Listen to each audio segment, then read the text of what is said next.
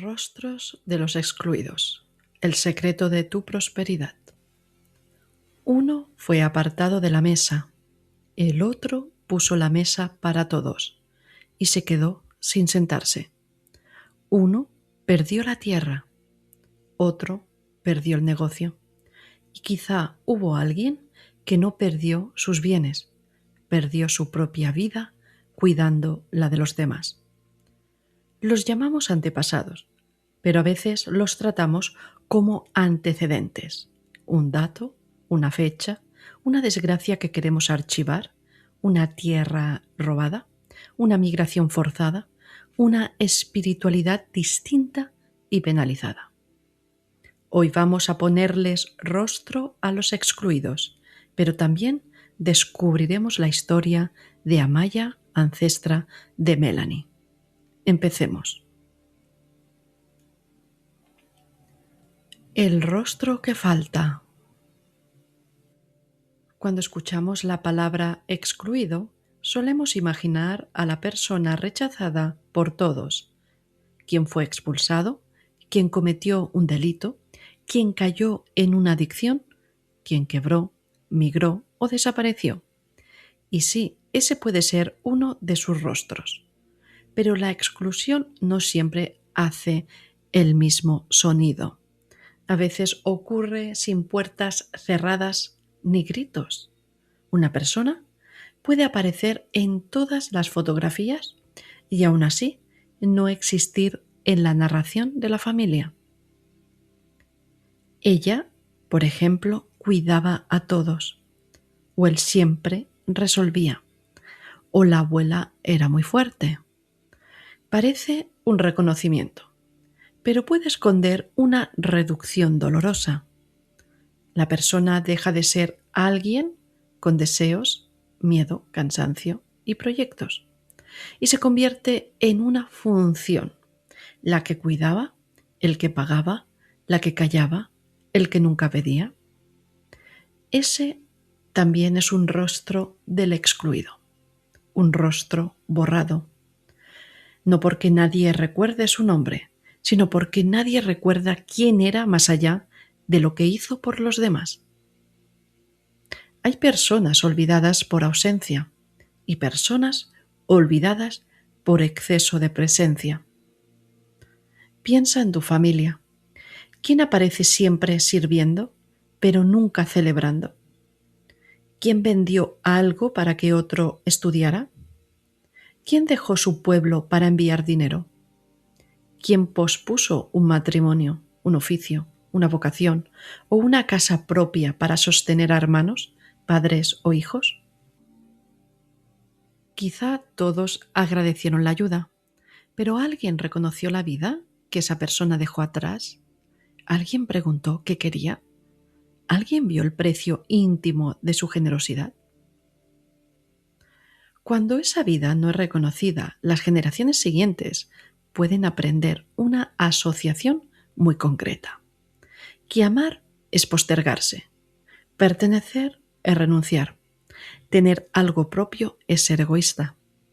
Entonces el descendiente no sabe por qué siente culpa cuando descansa, o cobra, o crece, o elige su propio camino.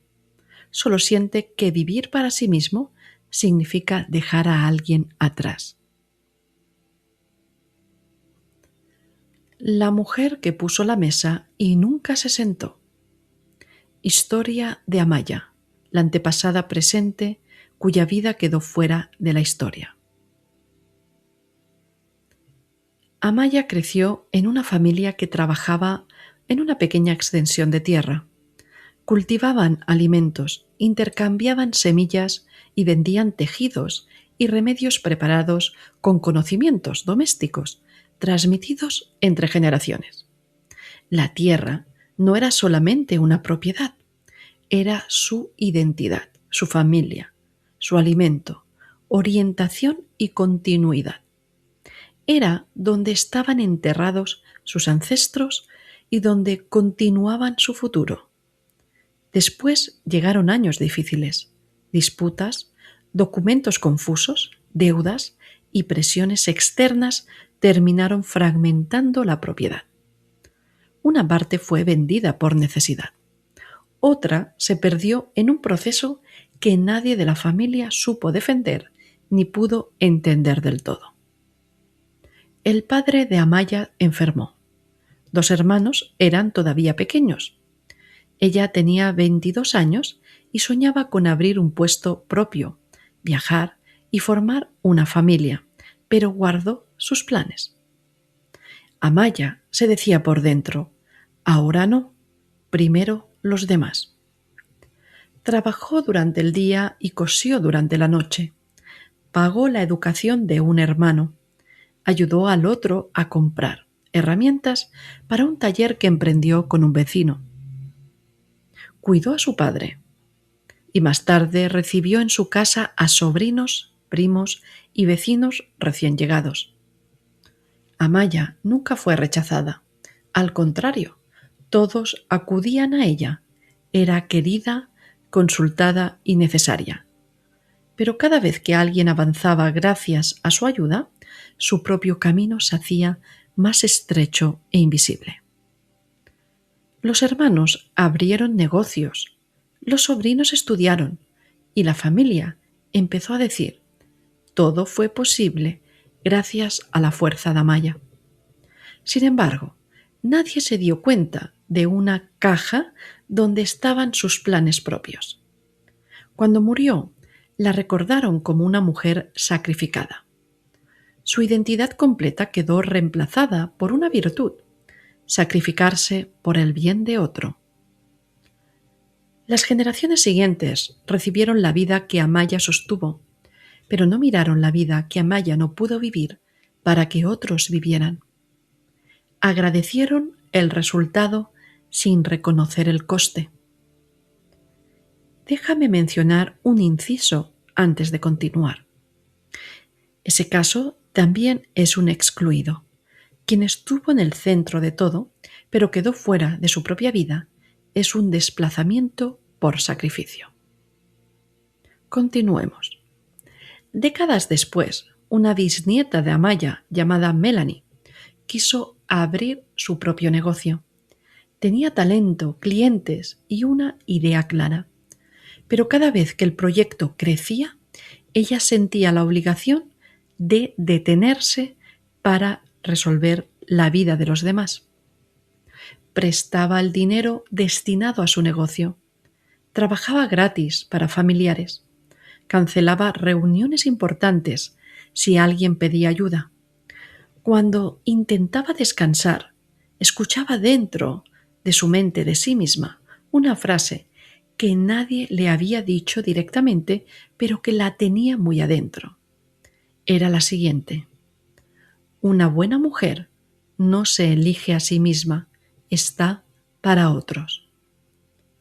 Melanie no estaba copiando conscientemente a su bisabuela Amaya, pero había adquirido un modelo de amor. La mujer valiosa es la que se vuelve imprescindible para otros. Los 7 rostros del excluido.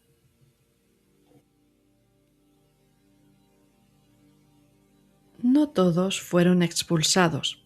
Algunos fueron convertidos en un secreto, en una función o en un trauma. Para reconocer este patrón, necesitamos ampliar la imagen. El excluido puede representar 7 figuras distintas dentro de una historia familiar. 1. El rechazado.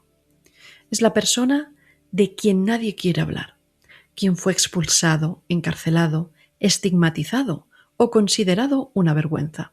Su nombre produce tensión, malas sensaciones y cansancio. Y su historia parece llena de acusaciones y molestias.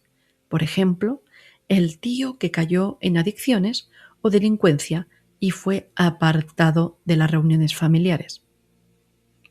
2. El derrotado.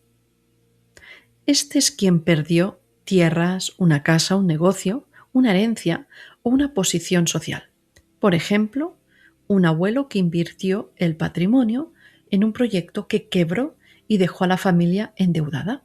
Su historia quedó reducida a la frase: lo perdió todo, generando en las siguientes generaciones un miedo inconsciente a emprender o hacer crecer el dinero. 3. El desplazado. Es quien tuvo que emigrar, abandonar su lengua, ocultar su origen o adaptarse para sobrevivir. Y puede haber conservado la vida a costa de dejar atrás la pertenencia. Sus descendientes heredan oportunidades, pero también la sensación de no tener un lugar completamente propio. 4. El silenciado. Es la persona cuya versión nunca fue escuchada. Por ejemplo, una mujer acusada sin posibilidad de responder porque se la minimizaba. Si quería opinar, su opinión no era válida y era puesta en ridículo. Son experiencias repetidas de vergüenza y no derechos. Por ejemplo, también la tía que intentó señalar una injusticia en el reparto de una herencia o denunciar un abuso, pero quien la familia etiquetó de conflictiva o loca para desacreditar su versión y mantener las apariencias. 5. El perpetrador. También forma parte del sistema quien hizo daño: el ladrón, el abusador, el asesino, el que cometió también un fraude. 6. El hijo de nadie. Puede ser un hijo no reconocido, una adopción ocultada, una pérdida gestacional o una rama familiar borrada. Su ausencia también deja preguntas sobre pertenencia, identidad y derecho a ocupar un lugar en el mundo seguro y con confianza. Y 7. El sacrificado. La persona, como por ejemplo Amaya, que estuvo presente para todos a costa de dejar su vida de lado. No fue expulsada del hogar, pero sí que tuvo una exclusión de sus propios deseos. Su sacrificio permitió que otros avanzaran, pero la familia recibió el beneficio sin reconocer plenamente la vida entregada. Ahora te dejo una pregunta. ¿Cuál de estos 7 rostros aparece en tu familia? ¿Y cuál de ellos se esconde detrás de una palabra aparentemente positiva como fuerte, generoso o sacrificada?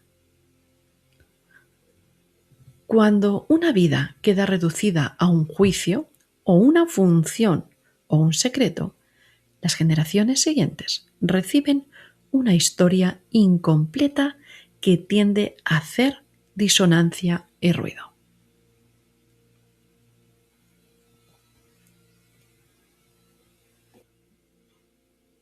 Cuando el juicio se vuelve bloqueo. La sentencia que lanzamos hacia atrás puede convertirse en la frontera que no nos atrevemos a cruzar. Los juicios parecen dirigirse al pasado, pero también construyen reglas para el futuro. Ejemplo 1. Mi abuelo perdió el negocio porque era ambicioso. La regla escondida puede ser: crecer es peligroso. Ejemplo 2. Mi bisabuela aguantó todo sin quejarse. La regla escondida puede ser: pedir ayuda es traicionar su fortaleza. Ejemplo 3. Aquel tío se fue y abandonó a la familia. Y aquí la regla escondida puede ser que elegir tu propio camino significa perder el amor o la pertenencia. El juicio crea una frontera moral. Si cruzas esa frontera, temes convertirte en aquello que la familia condenó.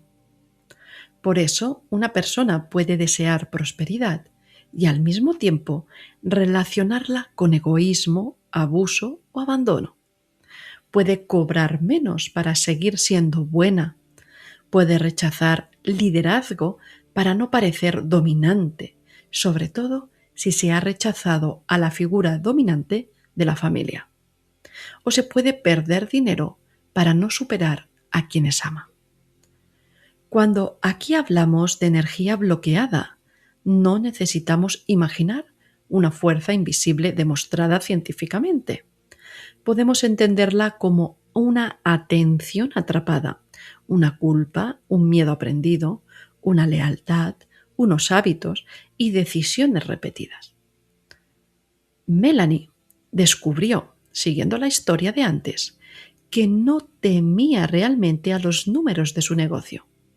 Temía la frase que esos números parecían pronunciar. Yo sí elegí mi vida. Y elegir su vida le parecía una sensación muy rara, como si prosperar demostrara que su bisabuela había elegido mal el sacrificarse. Pero para el inconsciente la supervivencia y la evolución familiar y la vida llegó desde el sacrificio. Entonces, como mujer, sentía esa presión interna de que gracias al sacrificio estoy viva aquí. Debo sacrificarme si no siento culpa por ser, por existir. Pero Amaya no había tenido las mismas opciones. Entonces, mirar esa diferencia permitió a Melanie sustituir el juicio por un contexto que el inconsciente no suele tener. Cuando retiramos el juicio y honramos lo que recibimos, las elecciones del antepasado deja de ser una repetición como ley de pertenencia.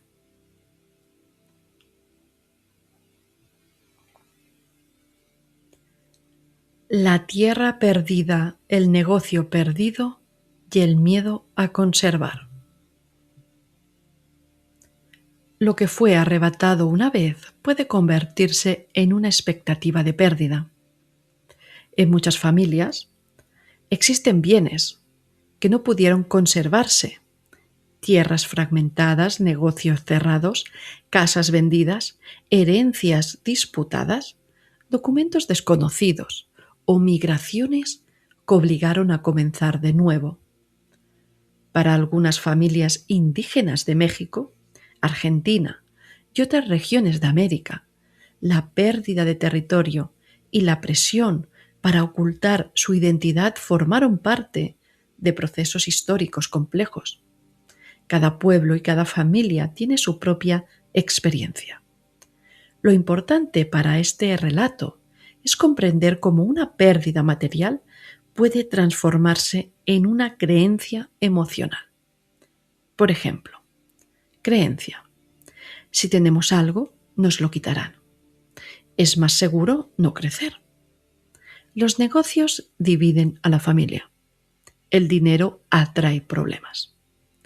Estas frases pueden influir en conductas muy concretas. No firmar contratos, no registrar una propiedad, evitar aprender sobre finanzas, asociarse sin acuerdos seguros, prestar dinero hasta descapitalizarse o abandonar un proyecto cuando comienza a ser visible. Así que el patrón se repite, pero muchas repeticiones también viajan mediante la educación, la imitación, secretos, desigualdad, trauma y falta de herramientas. La mirada sistémica puede ayudarnos a hacer preguntas, pero no debe reemplazar la realidad. Si una familia perdió tierras por un despojo, necesita memoria histórica y quizá una orientación legal. O si un negocio fracasó por mala administración, necesitamos aprender educación financiera. Ha de haber una doble reparación: reconocer el dolor del pasado y desarrollar capacidades en el presente. Una sin la otra deja el cambio incompleto. Reconocer la vida recibida. La gratitud madura no idealiza el sacrificio, ve la vida completa y la hace avanzar. El momento decisivo llegó cuando Melanie encontró la caja de Amaya.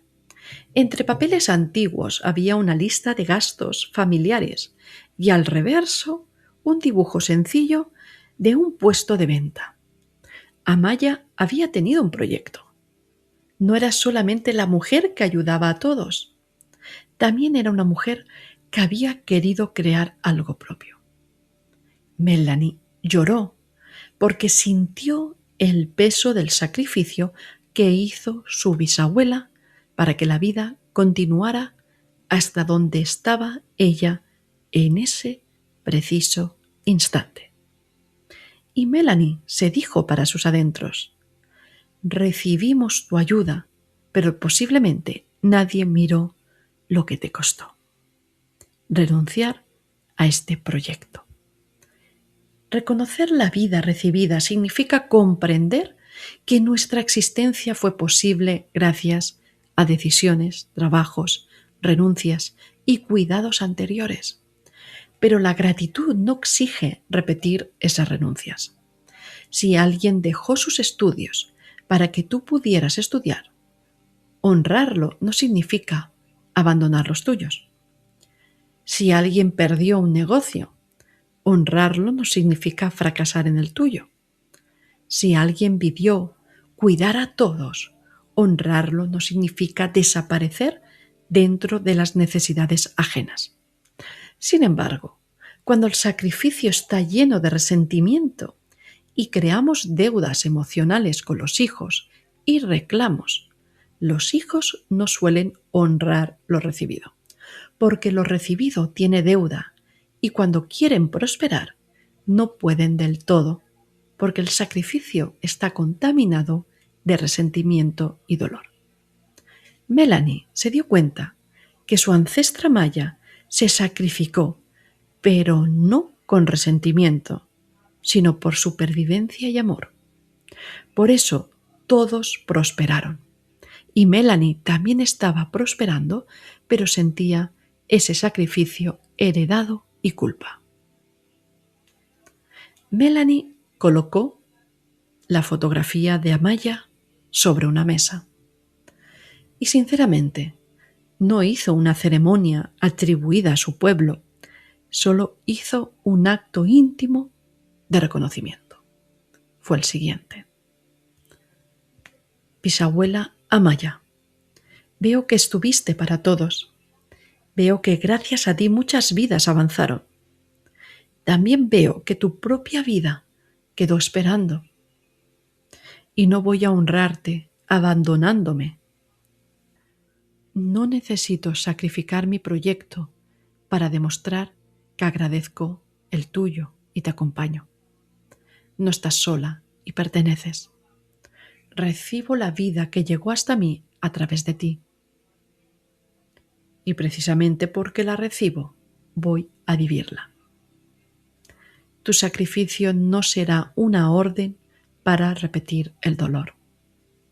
Será una razón para convertir lo recibido en una posibilidad de vida. Gracias, gracias, gracias.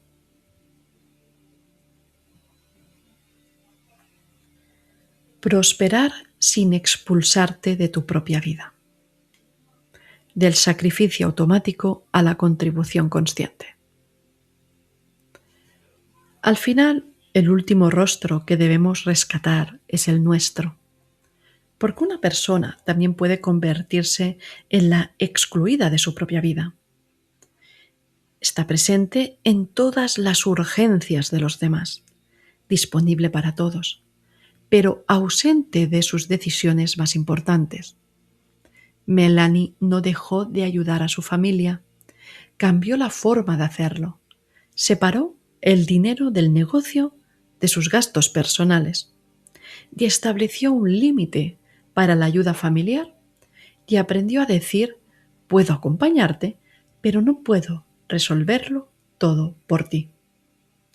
Y calculó también precios justos, formalizó acuerdos, creó un fondo económico de emergencia y buscó asesoramiento.